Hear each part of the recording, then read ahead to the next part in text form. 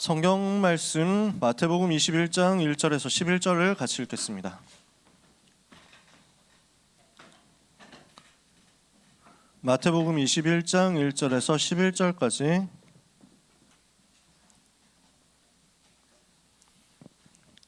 마태복음 21장 1절에서 11절 찾으셨으면 한 절씩 교독하겠습니다. 그들이 예루살렘에 가까이 가서 감람산 벳박에 이르렀을 때 예수께서 두 제자를 보내시며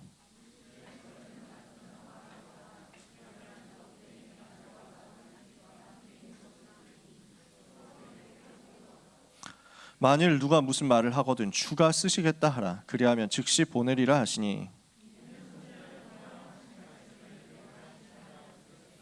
시온 딸에게 이르기를 내 왕이 내게 임하나니 그는 겸손하여 나귀 곧 멍에 매는 짐승의 새끼를 탔도다 하라 하였느니라. 나귀와 나귀 새끼를 끌고 와서 자기들의 겉옷을 그 위에 얹음에 예수께서 그 위에 타시니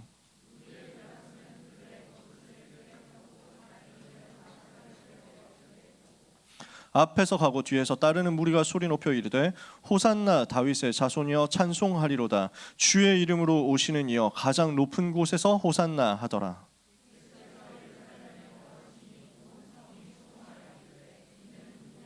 같이 읽겠습니다. 무리가 이르되 갈릴리 나사렛에서 나온 선지자 예수라 하니라. 아멘. 이번 주 말씀 예수님이 예루살렘에 들어가신 겁니다.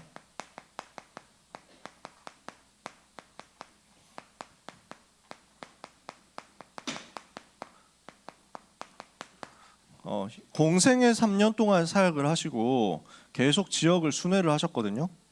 유다, 그 다음에 갈릴리 이 두 개의 축을 중심으로 해서 순회를 하면서 복음을 전하셨고요.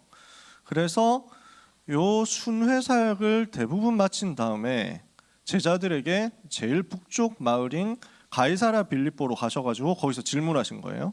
사람들이 인자를 누구라 하느냐? 이러니까 예레미야다, 세례요한이다, 엘리야다, 선지자다 이렇게 대답하죠. 너희는 나를 누구라 하느냐? 그랬더니 주는 그리스도시요 살아계신 하나님의 아들이십니다. 요 답이 나왔어요. 그러니까 이제 확인이 된 거구나 이거예요. 예수님의 관심, 예수님의 목표는 그리스도로서 왕, 선지자, 제사장의 일을 하고 십자가에서 모든 문제 해결하는 거였거든요. 그 일을 위해서 주님이 오셨잖아요. 이 사실을 지금 제자들이 깨달은 거예요. 제자들이 고백한 거예요. 얼마나 깨달았는지는 모르지만 솔직히 완전 깨달은 것도 아니지만 그 고백이 나왔단 말이죠. 그러니까 예수를 그리스도라고 고백하는 이 고백이 나왔으니까 이제는 예루살렘을 향하여 가시는 겁니다. 그 고백이 나왔기 때문에 이제는 March to 제루살렘이에요. 예루살렘을 향한 행진이에요. 십자가 지시러 가시는 그 행진이 시작됩니다. 그래서 예수가 그리스도라는 고백이 나온 그 이후부터 십자가와 부활에 대해서 계속 예언하시면서 제자들이 가지고 있는 창세기 3장, 6장, 11장에 대한 관심을 쓰러뜨려 가면서 바꿔가면서 계속 이제 남쪽으로 내려오시는 거예요.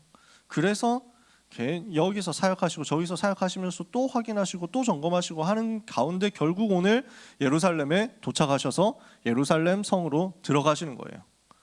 그러면 이때가 언제냐면 십자가에서 죽으시기 6일 전? 5일 전입니다. 5일 전.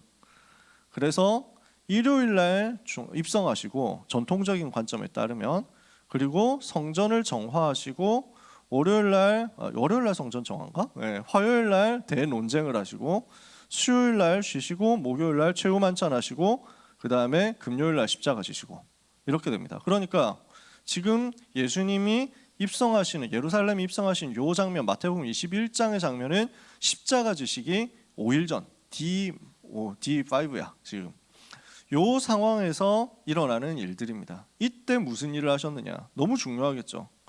그래서 예루살렘에 들어오셔서 하셨던 그 일들 오늘 말씀 나누고 다음 주에는 또 그때 무슨 메시지를 주시고 무슨 대화들을 하셨느냐라는 것들을 확인을 할 겁니다.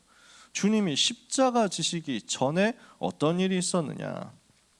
예수님이 예루살렘에 입성하십니다. 그러니까 무리가 환영하잖아요. 환호하면서 환영한다니까요. 호산나 다윗의 자손이여 주의 이름으로 오시는 이에게 호산나 이러면서 환영합니다. 호산나라는 말은 구원하소서, 우리를 구원하소서 하는 말이거든요. 우리를 구원해 주십시오 하고 무리가 모여서 환영합니다.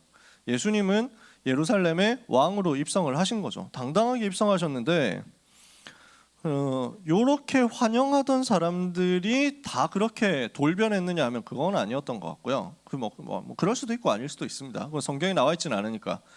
일요일 날 주님이 입성하실 때는 전부 종려나무 가지를 흔들고 옷을 벗어가지고 길에 깔고 들어오시는 예수님을 향해서 환호를 하고 맞아들였는데 불과 5일 만에 십자가에 못 박아라 이렇게 됐단 말이에요. 같은 사람이었을 수도 있고 다른 사람들이었을 수도 있습니다. 똑같은 사람들이 분위기에 휩쓸려가지고 환영하다가 분위기에 휩쓸려가지고 죽이자 이렇게 됐을 수도 있고, 어떤 사람은 그랬을 수 있고 어떤 사람은 전혀 다른 멤버들이었을 수도 있어요. 예수님을 환영하는 파와 예수님을 반대해가지고 있는 바리새인파, 사두개인파, 유대인 그 제사장들 이쪽 파 이렇게 나눠져 있다가 환영까지는 이 사람들이 나와가지고 이 파가 와서 했는데 나중에 돼가지고는 저 팀들이 나와가지고 십자가에 못 박자 이렇게 계엄령 조성을 한 다음에 무거운 분위기를 조성한 다음에 십자가에 죽이자 이러니까 앞에 환영했던 사람들은 꼼짝도 못하고 무슨 소리도 못 내고 이렇게 찌그러져 있으면서 울기만 했을 가능성도 있습니다. 어찌되었건 간에 분위기가 완전히 극과 극으로 바뀌는 상황이거든요. 그렇게 되었을 때 예수님을 환영했던 이 사람들도 의도가 있는 거예요. 잘못된 고백은 아니에요. 호산나 올바른 고백이거든요. 우리를 구원하소서. 맞는 고백이고 다윗의 자손으로 다윗의 이름으로 오시는 그 그리스도, 왕 되신 그리스도 맞는 고백을 한 거죠. 근데 그 그리스도를 향해서 세상이 의도하고 세상이 기대하는 바는 무엇이었냐면 자기들 위해서 로마를 정복하고 세계를 정복할 왕으로 자기들을 요 고된 생활에서 해방시켜 줄 분으로 그렇게 기대하고 맞아들였다는 거예요. 근데 결국 뭐냐면 자기 문제 해결인데 그것도 육신 수준으로 해결하는 것이었단 말이죠. 창세기 3장, 6장, 11장 관점에서 나 중심, 육신 중심, 성공 중심의 관점에서 자기들의 고달픔, 자기들의 어려움, 자기들의 외로움, 자기들의 힘든 것 해결해 달라고 이렇게 기대를 하고 예수님을 맞아들이는 겁니다. 근데 그때 주님의 의도는 무엇이었습니까? 주님은 어떤 의도를 가지고 예루살렘에 들어오셨어요? 정복하러 오셨어요. 누구를 정복하러 오셨냐? 죄, 사탄, 지옥의 저주를 정복하러 오셨어요. 세상 사람들은 지금 우리가 억압받고 있으니까 그 억압에서 우리를 해방시켜달라, 경제적인 예속에서 해방시켜달라, 쉽게 말해서 우리 가난하니까 우리를 도와주세요 이렇게 생각을 했단 말이지. 저분이 가니까 오병이어도 역사 일어나더라. 와씨 저분 오면은 우리 이제 일 안 해도 먹고 살 수 있는 겁니까? 이런 식으로 생각을 했겠죠. 우리를 병 고쳐주세요 이러면서 막 환영했겠죠. 우리가 이렇게 고생하고 있으니까 우리를 도와주세요 하면서 환영했겠죠. 주님은 해방하러 오셨습니다. 어디에서 해방하러 오셨느냐? 죄와 사망의 법에서 해방시키러 오셨습니다. 완전 다른 거였어요. 그래서 주님은 세상 사람들은 이거 해줄 왕으로 들어온 줄 알았거든요. 그렇게 기대를 하고 주님을 맞아들였죠. 예수님은 무엇을 하기 위해서 오셨냐면 왕으로 오셨는데 희생 제물로서 죽임을 당할 왕으로 오셨어요. 세상 사람들은 저 헤롯 전제 정권 무너뜨릴 왕이라고 생각하면서 기대하면서 환영했어요. 예수님은 죽으러 오셨어요. 죽임 당하러 오셨어요. 전혀 사람들 생각하지 못했던 거죠. 죄인을 위해서 죽으실 왕으로 오셨단 말이에요. 십자가 지시기 위해서 오셨단 말이에요. 근데 이게 주님의 방법이었어요. 우리는 한번 생각을 해봐야 됩니다. 예수님은 낮아짐으로써 높아지시고 섬김으로써 승리하시고 죽으심으로써 살리셨거든요. 완전 역설이야. 세상 사람들의 기준과 생각과 방법으로 봤을 땐 도저히 이해가 안 되는 방법으로 완전 승리하셨거든요. 그래서 우리는 조금 생각해 봐야 됩니다. 내가 생각하는 방법과 주님이 생각하는, 주님이 주시는 방법 다를 수 있습니다. 내가 기대하는 것과 주님이 나에게 대해서 기대하시는 것은 완전 반대일 수 있습니다. 세상이 의도하고 내가 의도하는 것과 우리 주님이 의도하시는 것이 맞을 수도 있고 다를 수도 있습니다. 우리는 오늘 여기서 뭘 발견해야 되냐면요, 내가 기대하는 주님을 내가 바라고 있지 않냐, 내가 기대하고 있는 주님이 도대체 어떤 분이냐, 정말 주님이 어떤 분이냐, 나는 어떻게 기대해야 되느냐 하는 것을 생각해 봤으면 좋겠어요. 오늘 5가지 이야기가 나옵니다. 첫 번째, 나귀를 타고 예수님이 오셨습니다. 나귀 타고 들어오신 이야기는 어떤 이야기입니까? 구약 성경에 스가랴 선지자가 예언했는데 구약의 예언의 말씀을 완전히 성취하시기 위해서 나귀를 타고 오신 것입니다. 시온아 시온아 따라 즐거이 부를지어다. 너의 왕이 너에게 임하신다. 그는 왕인데, 정복하러 오는 왕인데 겸손하여서 나귀를 타나니 곧 나귀의 작은 것 나귀 새끼를 타고 오신다. 그분이 오시면 그게 메시아인 줄 알아라. 사인을 미리 준 거예요. 그러니까 어떻게 오시겠느냐 하는 구약의 예언을 성취하시기 위해서, 말씀을 성취하시기 위해서 나귀를 타셨어요. 그러면 나귀를 타고 들어왔다는 이미지는 무엇을 말합니까? 보통 왕들이 들어온다 이러면요, 말 타고 들어오죠. 굉장히 멋있는 말 타고, 새끈한 말 타고, 백마 타고 들어오는 경우들이 많아요. 정복자로 이렇게 해가지고 제일 근사하게 치장해가지고 이렇게 들어옵니다. 정복한다라고 하면 그 왕들은 그렇게 합니다. 사람들을, 많은 적군들을 죽이고 내가 여기서 승리했다 하는 것을 과시하려고 말 타고 들어옵니다. 우리 주님은 무엇을 하기 위해서 오셨냐? 어떻게 하기 위해서 오셨냐? 겸손의 왕으로 오신 겁니다. 우리 주님은 어떤 왕으로 오셨습니까? 섬기는 왕으로 오신 겁니다. 세상 사람들은 전혀 이해가 안 되는 거죠. 섬김의 왕으로 오셨어요. 그래서 세상을 죽이는 것이 아니라 살리는 왕으로 오신 겁니다. 세상을 살리고 세상을 치유하고 세상을 변화시킬 그 왕으로 들어오셨다는 것을 보여주시기 위해서 평화의 왕으로 오셨다. 예수 그리스도는 우리에게 참 평화를 주시는 하나님이시다. 그 왕이시다. 정복자로서 세상 사람들이 기대하는데 우리 주님은 전혀 반대 것을 보여주신 거죠. 두 번째입니다. 예수님이 성전을 수리하셨습니다. 성전에 들어갔는데 성전 가보니까 지금 어지러운 거예요. 시끌시끌하고. 예배드리고 하나님 바라보고 하나님의 음성 들어야 되는 이 성전이 너무 더럽혀져 있는 거야. 어떤 상황이었습니까? 예루살렘 성전이 굉장히 규모가 크게 확장이 됐어요. 헤롯 임금 때. 그래서 원래 없었던 이방인의 뜰이라는 구역을 확장을 시켰어. 이거는 뭐 하냐면 이방인들이 와서 관광할 수 있는 섹터를 만들어 놓은 거예요. 여러분이 해외에 가가지고 예를 들어서 일본에 간다 그러면은 관광지는 다 절간 아니면 신사죠. 그러니까 신도들만 입장할 수 있는 구역이 있어요. 여기는 신도들 외에는 들어올 수 없다 이렇게 되어 있어요. 근데 관광객들이 구경하러 와가지고 사진 찍고 하면서 막 하는 게 입장료 벌고 돈 벌잖아. 헤롯이 꿈이 의도한 게 이거였어. 이래서 많이 이렇게 이제 성전을 엄청나게 멋있게 화려하게 지어놓고 이스라엘 남자, 유대인 남자들만 들어갈 수 있는 이 성전 안뜰 구역 말고 바깥 뜰을 만들어냅니다. 거기를 이방인의 뜰이라고 이름을 붙이고 이방인들은 여기 와서 구경하고 이제 투어하고 가십시오 이거예요. 그렇게 만들어놨어요. 그런데 거기를 지금 뭘로 활용하냐면 기념품 가게처럼 이렇게 장사하는 섹터로 만들어놓은 거예요. 완전 장사 현장이야. 상업 현장이야. 그러니까 주님이 보셨을 때 이게 엉망진창인 거예요. 물론 의도는 있습니다. 이렇게 했을 때, 이렇게 만들어 놨을 때 무슨 장사를 주로 했냐면 첫 번째는 환전이고 두 번째는 짐승 파는 거였어요. 그러면은 왜 짐승을 팔았냐? 그 제물을 바쳐가지고 예배드리잖아요. 제물을 바쳐가지고 희생제사를 드리잖아. 그러니까 그 희생제사를 드릴 때 양을 끌고 오고 소를 끌고 오고 가난한 사람 비둘기 끌고 와야 되는데 저 멀리서부터 소 끌고 예루살렘까지 오는 거 힘들잖아요.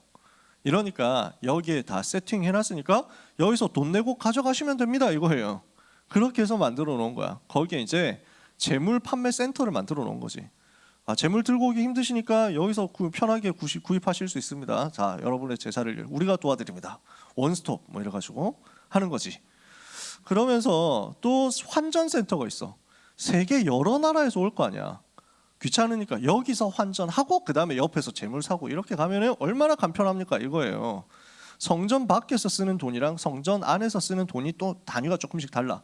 그거 환전도 겸하는 거야. 근데 예수님이 보셨을 때는 이게 어떻게 된 현장이냐면요, 이 현장이 복음이 전혀 없는 현장이 된 거예요. 그럼 생각해 보세요. 분위기가 어떻겠냐고. 그러니까 관광객들 와가지고 지금 어떻게 생겼나 뭐 지금 같으면 스마트폰 가지고 전부 사진 찍고 난리칠 텐데 그때 사진이 없으니까 그냥 구경하고 정신없고 그러면서 야 잘 만들었네 하고 막 그 회로 뭐 개쩔게 만들었네 뭐 이러고 돌아다니겠지. 그러는 가운데 이쪽에서는 자 재물 살 분 이쪽으로 오세요. 이쪽 재물이 더 좋습니다. 이러고 있지. 그래가지고 돈 바꾸는 사람들이 막 이거 환율이 이따위야 뭐 이러면서 막 이러고 있지. 성전이 이렇게 된 거야. 성전이 어떤 성전이어야 됩니까? 성전의 주인공 누굽니까? 그리스도잖아요. 성전은 뭘 설명합니까? 복음을 설명하잖아요. 성전을 통해서 예배가 회복되고 복음이 회복돼야 되는데 지금 여기서 복음이 없는 성전이 된 거예요. 예배 드릴 수 없는 성전이 된 거예요. 그러니까 여기에서 하나님이 기뻐하시는 일이 일어나느냐? 안 일어나고 있단 말이지. 지금 성전을 통해서 하나님이 무엇 하기를 원하십니까? 후대들이 와가지고 양육받고 훈련받고 치유되어가지고 세계 살릴 수 있도록 미래 정복하도록 가야 되는데 이게 없는 성전이 된 거야. 복음 없는 성전, 예배 없는 성전. 이방인들도 와가지고 멀리서라도 복음 듣고 하나님 자녀 되도록 만들어야 되는데 원래 성전의 의도가 그거였거든요. 근데 헤롯이 만들어 온 이방인 애들은 이방인은 여기까지만 오고 더 이상 안으로 들어가지 마세요 이거예요. 관광만 하고 가십시오 이거예요. 그나마도 장사한다고 막아버렸다니까. 어떻게 되겠어요? 하나님이 전혀 기뻐하시지 않는 성전이라니까. 솔로몬 임금이 다윗에게 메시지 듣고 훈련받아가지고 성전은 이러해야 된다, 이걸 붙잡고 기도해라 하면서 만들었거든. 그래서 솔로몬이 그 기도 제목을 붙잡고 하나님 앞에 헌당하면서 봉헌을 하면서 기도하는 내용이 나오는데 그 기도 내용이 뭐냐면 주의 이름을 알지 못하는 이방인들이 만약에 이곳에 오더라도 성전을 통해서 하나님을 만나고 예배하고 하나님의 자녀가 되게 해주십시오 이렇게 기도했단 말이에요. 그게 원래 성전이에요. 근데 지금 헤롯 성전은 이방인 들어오지 마라, 어디서 이방인이 들어오냐 이거예요. 완전 막아놨어요. 정반대되는 성전이 된 거예요. 그러니까 예수님이 이걸 보고 뭐라고 얘기하느냐, 이 성전 성도 아니다 말이지. 성전이 아니다 말이지. 강도의 소굴로 만들었지 않냐 이렇게 예수님이 완전 격하게 디스를 하신 거야. 강도의 소굴 아니냐. 지금 완전 실패된 성전이란 말이에요. 강도가 누굽니까? 요한복음 10장 10절에 도적이 온 것은 죽이고 속이고 빼앗기 위함이다. 누구예요? 사탄이지. 마귀가 역사하는 동네 우상 신전처럼 되어버린 거예요. 응답 받겠습니까? 완전히 무너질 수밖에 없잖아요. 예수님이 여기에 이걸 둘러 엎으시면서 내 집은 만민이 기도하는 집이다. 그러니까 주님이 보시는 성전은 이거예요. 진짜 성전이 이거예요. 만민을 살릴 수 있는 성전, 이방인 살릴 수 있는 성전, 세계 살릴 수 있는 성전. 그래서 만민이 와가지고 여기에서 하나님을 만나고 예배하고 복음을 체험할 수 있어야 되고요. 그리고 어떤 성전이냐? 기도하는 성전이어야 되는 거지. 이곳에서 기도하고 이곳에서 치유받고 이곳에서 보좌의 축복 누리고 이곳에서 하나님이 주시는 응답을 받아가지고 세계 살릴 수 있도록 하라는 거예요. 주님이 보시는 성전은 후대들이 와가지고 살아나는 성전이어야 되는 거지. 이게 없는 성전, 회복해야 된다는 말이에요. 그래서 우리 주님이 이걸 두고 성전의 주인으로 오셨음을 보여주는 겁니다. 이 성전은, 모든 성전은 주인이 누굽니까? 예수 그리스도. 성전은 그리스도를 설명하는 곳이죠. 그리스도께서 모든 성전의 주인으로 오셨다, 이걸 보여주는 사건이었습니다. 세 번째, 예수님 오늘 마태복음 21장에 나오는 사건입니다. 무화과 나무를 저주하신 사건이 나옵니다. 예수님이 길을 가시면서 무화과 나무가 길가에 있는 거예요. 그래서 이걸 보고 나무 열매를 따먹으려고 하셨는데 보니까 나무의 열매가 안 열렸어요. 근데 분명히 성경 기자는 이야기하기를 왜 나무 열매가 없었느냐, 때가 아니기 때문이다 그랬어요. 열리는 시즌이 아니야. 무화과 시즌이 아닌데 예수님이 열매 없나 하고 찾았는데 없었어. 근데 예수님이 뭐라냐면 이 무화과 나무를 저주해요. 너에게서 다시는 영원히 열매가 맺혀지지 않을 것이다 하고 저주를 해요. 그러니까 말라버린 거야.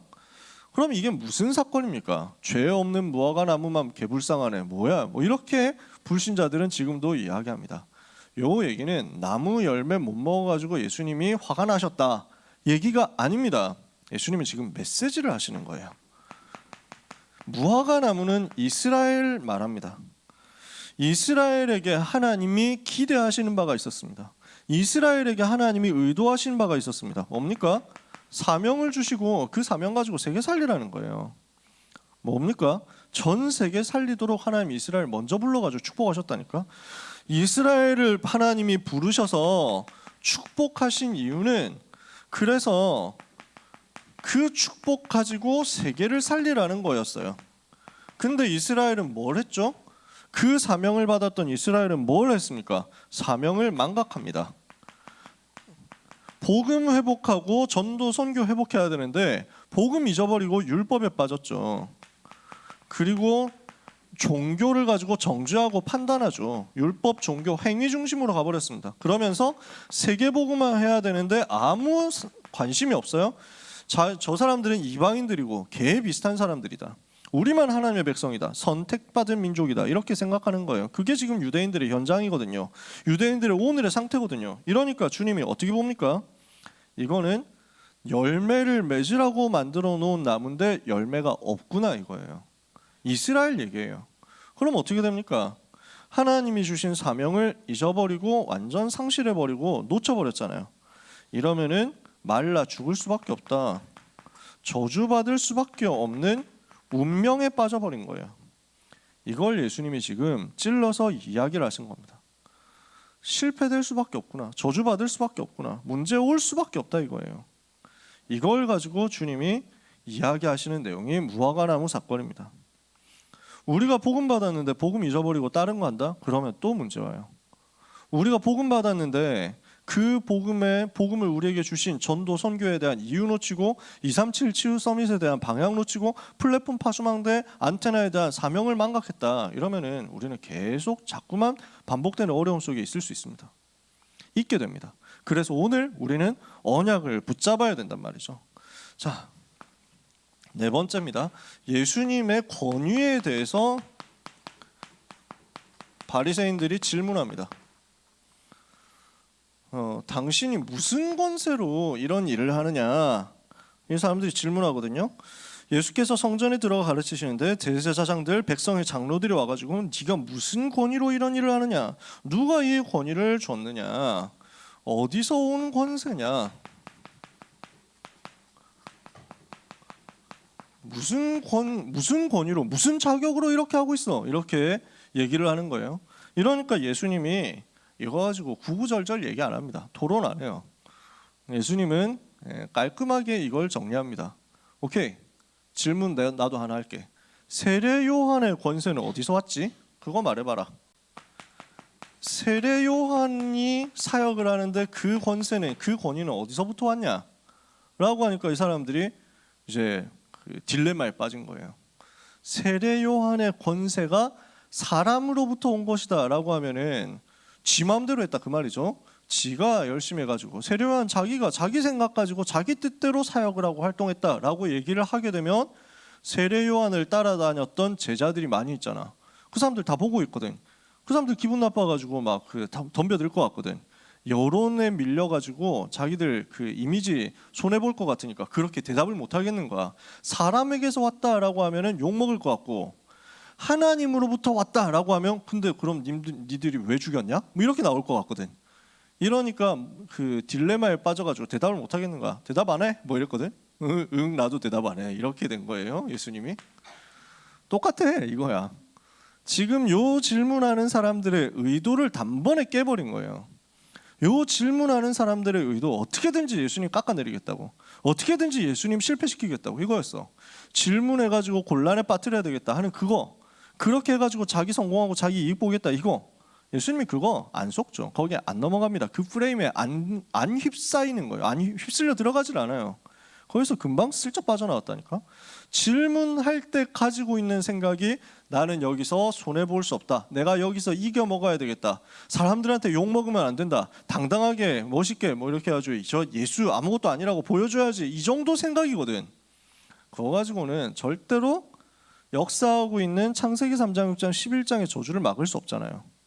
예수님의 권세는 어디서 왔습니까? 창조주 하나님 자신이잖아요. 누구 권세로 일을 하느냐? 예수님이 얼마나 속으로 웃겼을까요? 내가 하나님인데. 그렇죠? 그러니까 사람들은 전혀 못 알아보는데 우리 주님은 어떤 분이십니까? 하늘과 땅의 모든 권세를 가지신 창조주 하나님 자신이시다. 만왕의 왕이요 만주의 주이신 하나님 자신이십니다. 우리가 이거 붙잡는 거죠. 우리는 그 권세를 붙잡는 겁니다. 자, 마지막에 포도원 농부 비유, 오늘 이야기의 5번째 나옵니다.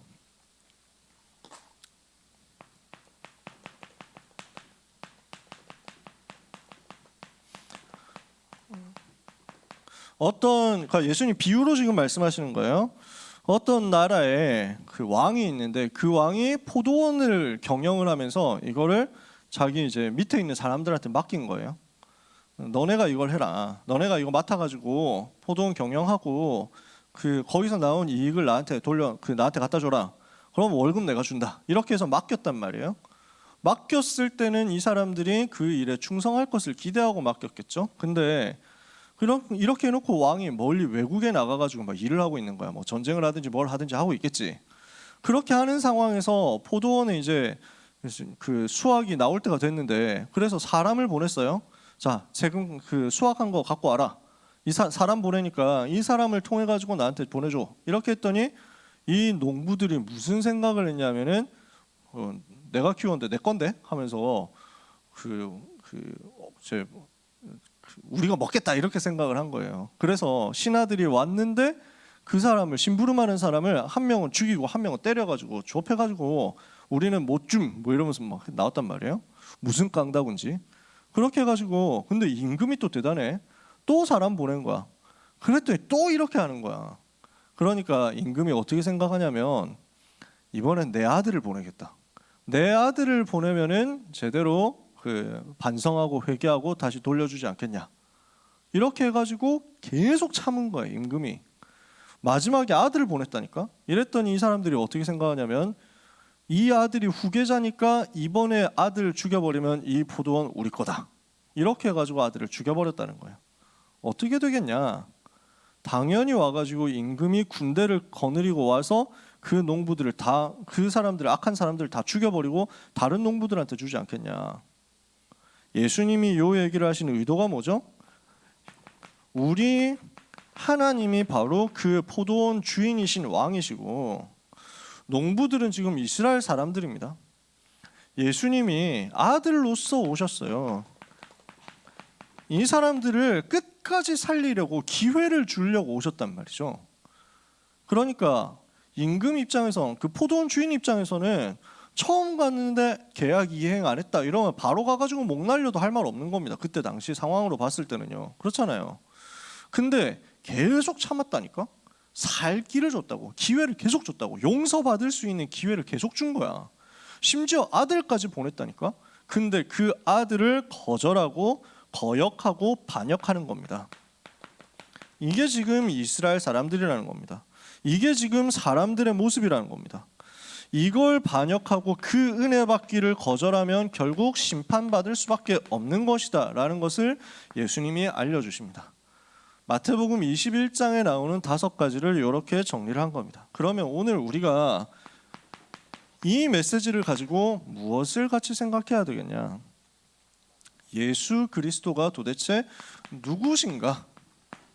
그리스도가 도대체 누구신가? 여기에 대해서 오늘 메시지를 가지고 정리를 하시고 답을 내셔야 되겠습니다. 그리스도가 누구시냐? 사람들이 얼마나 알고 환영했는지 모릅니다. 그건 알 수가 없습니다. 근데 대부분 사람들은 그리스도를 누구로 알고 있느냐? 자기 문제 해결해주고 자기 동기 욕구 채워줄 그 정도의 존재로 생각하는 겁니다. 그리스도는 근데 그 의도하고 전혀 완전 그 의도 뛰어넘어서, 그 기대 뛰어넘어서 만왕의 왕이요 만주의 주로 오셨는데 세상을 살리시기 위해서 죽으실 존재로 오셨단 말이에요. 십자가에서 우리를 대신해서 죽으시고 모든 문제 해결하기 위해서 오신 거예요. 그래서 겸손의 왕으로, 살리는 왕으로, 섬기는 왕으로, 평화의 왕으로 들어오셨어요. 성전의 주인으로 오셨어요. 그분이 우리를 모든 저주에서 건져내시기 위해서 들어오신 거예요. 창조주 하나님이 그 권세를 가지고 우리에게 찾아오셨어요. 반역하고 거절하는 그런 우리를 살리시기 위해서 오셨어요. 저주받을 그 운명 속에 망할 그 사람을 살리시기 위해서 오셨어요. 그리스도가 도대체 누구시냐? 이것을 오늘 우리 렘넌트들이 발견하고 이번 한 주간 누리게 되시기를 바랍니다. 예수 그리스도는 누구시냐? 영세전부터 계셨던 창조주 하나님 자신이십니다. 예수 그리스도는 누구십니까? 그 하나님께서 사람의 몸을 입고 이 땅에 오신 하나님이십니다. 사람으로 오신 하나님이세요. 그래서 무엇을 하셨습니까? 십자가에서 죽으시고 부활하심으로 인생의 모든 문제를 해결했어요. 그분이 어떤 분이십니까? 부활하셔서 지금도 보좌에서, 하늘 보좌에서 다스리고 계시는 하나님이십니다. 그분은 어떤 분이십니까? 세계복음화 될 때 재림주로 다시 오실 하나님이십니다. 이 그리스도를 제대로 알고 발견하고 이해하고 누리는 여러분이 되시기를 바랍니다. 예수 그리스도는 무슨 일을 하셨습니까? 창조주로 모든 만물을 창조하셨고, 말씀이 육신이 되어 우리 가운데 오셔서 무슨 일을 하셨습니까? 저주받을 수밖에 없는 운명 속에 있는 인생을 건져내시려고, 인간이 처해 있는 12가지 운명 사주팔자의 문제에서 인간을 해결하시려고, 만왕의 왕이신데, 만주의 주이신데 십자가에서 죽으시기 위해서 오셨어요. 그래서 십자가에서 우리를 대신해서 피 흘려 죽으심으로 인간을 잡고 있는 죄와 사탄과 지옥의 모든 문제를 단번에 해결한 거예요. 모든 문제 해결하신 그분이 부활하시고 승천하셔서 보좌에 앉아서 지금도 다스리고 역사하고 계시면서 세계복음화되는 그날의 재림주로 오실 거거든요. 우리가 누려야 될 것이 나옵니다. 예수 그리스도가 이런 분이시라면 우리가 누릴 것은 그분이 나와 함께 하시는 것을 누리는 것입니다. 어떻게 함께 계시죠? 나와 함께 계시는 것입니다. with, 나와 함께. 임마누엘, 우리와 함께 하시는 것입니다. 그리고 원네스, 모든 것을 합력하여 선을 이루심으로 함께 계십니다. 우리가 알 것은 여기에 집중하는 거죠. 오늘 예루살렘에 입성하신 그리스도께서 누구신지를 확인하는 응답을 받으시기 바랍니다. 나는 그분을 누구로 알고 있습니까? 나는 그리스도에 대해서 어떻게 기대하면서 어떻게 알고 있습니까? 근데 실제 그리스도는 누구십니까? 나는 그 그리스도를 어떻게 누려야 되겠습니까? 이번 주간에 포럼하고 질문하고 기도하고 응답받을 주제란 말이에요. 그래서 그리스도께서 나와 함께 하시는 것을 집중해서 누리는 것이 최고 기도예요. 그리스도가 도대체 누구시냐라는 것을 여러분 스스로에게 질문하고 답을 내세요. 그리스도께서 지금 어떻게 함께 계시느냐 하는 것에 대해서 질문하고 답을 내세요. 이게 기도예요. 이렇게 하고 있으면 여러분에게 어떤 응답이 오느냐? 그리스도로 충만해지는 응답이 오게 될 것입니다. 예수 그리스도로 내가 충만해지는 거예요. 그리스도로 내가 꽉 차게 되는 거예요. 이때 어떻게 됩니까? 그리스도께서 하신 것처럼 모든 사람을 살리는 역사가 현장에서 일어나게 될 것입니다. 우리 주님이 살리기 위해서 오셨다니까. 가장 낮은 곳으로 오셔가지고 모든 사람 살리시기 위해서, 십자가에 죽임 당하기 위해서 오셔서 모든 사람을 실제 살리셨어요. 오늘 십자가 지러 오신 주님이 그래서 어떻게 되셨습니까? 바울이 이렇게 이야기합니다. 빌립보서 2장 5절에서 11절에 너희 안에 이 마음을 품으라 곧 그리스도 예수의 마음이니 그는 근본 하나님의 본체시나 하나님과 동등됨을 취할 것으로 여기지 아니하시고 오히려 자기의 형체를 비워 사람의 모양으로 나타나시고 죽기까지 복종하셨으니 곧 십자가에 죽으심이라. 우리를 살리시기 위해서, 인생을 죄와 사탄과 지옥에서 건져내시기 위해서 그 모든 죄와 저주를 짊어지고 형벌을 대신 당하시고 십자가에 죽기까지 낮아지시고 복종하셨다. 그랬더니 어떻게 되었느냐? 이러므로 하나님이 그를 지극히 높여 모든 이름 위에 뛰어난 이름을 주사 하늘에 있는 자들과 땅에 있는 자들과 땅 아래에 있는 모든 자들로 그 무릎을 예수 이름 앞에 꿇게 하시고 모든 입으로 예수 그리스도를 주라 시인하여 하나님 아버지께 영광을 돌리게 하셨다. 오늘 여러분이 그리스도 예수로 충만해지기를 바라고 그리스도 예수의 마음을 품게 되시기를 바랍니다. 주님이 이렇게 우리를 위해서 오셨습니다. 주님이 이렇게 낮아지시고 주님이 이렇게 현장 들어가서 살리셨습니다. 그러면 우리는 주님 생각하면 내 주장할 게 별로 없는 거죠. 우리는 그 주님을 생각하면 내 것 가지고 고집하고 싸울 게 없어져요. 우리는 주님 생각하면은 다른 것 때문에, 내게 속한 것 때문에 시험 들고 화가 나고 할 게 없어지죠. 그래서 우리가 나는 어떻게 하면 생명 살릴 수 있겠냐? 우리 주님이 하신 것처럼 현장 살리려면 내가 어떻게 해야 되겠냐? 이거 가지고 기도하고 고민하잖아요. 하나님은 여러분에게 그리스도께서 승리하신 것과 같은 승리가 임하도록 역사하실 거예요. 이게 우리의 방법이 되기를 바랍니다. 그래서 말씀을 마칩니다. 그리스도에 대해서 여러분 어떤 기대를 가지고 있습니까? 하나님이 나에게 가지고 계시는 기대는 무엇입니까? 이것을 생각하고 그리스도로 충만해지는 쪽으로 결론을 내시면 여러분의 생애에는 그리스도께서 일으키셨던 생명 살리는, 현장 살리는 역사가 똑같이 일어나지게 될 줄 믿습니다. 소중한 렘넌트들의 한 주간의 삶에 하나님이 함께 하시는 위드 임마누엘 원네스 역사 충만케 되기를 예수 그리스도 이름으로 축복합니다. 기도하겠습니다. 하나님 감사합니다. 렘넌트의 한 주간의 삶이 하나님의 은혜 가운데서 가장 복된 삶이 되게 하옵소서. 그리스도 예수의 마음을 품고 그리스도 예수로 충만해짐으로 그리스도 예수께서 일으키신 생명 살리고 세계 살리는 역사가 나에게 실현되게 하여 주시옵소서. 오늘 내가 가지고 있는 세상에 속한 것들, 내가 가지고 있었던 육신에 속한 것들, 내가 가지고 있었던 하나님과 맞지 않는 틀린 기대와 소망과 방법들 완전히 무너지게 하여 주시옵시며 그리스도의 방법을 붙잡게 하시며 우리 주님의 기대를 품게 하여 주옵시며 우리 주님의 소원을 마음에 담음으로 현장을 살리고 교회를 살리고 미래를 살리는 역사가 시작되게 하여 주옵소서. 렘넌트의 한 주간을, 렘넌트의 평생을 우리 주님의 손에 부탁하오며 예수 그리스도 이름으로 기도합니다. 아멘.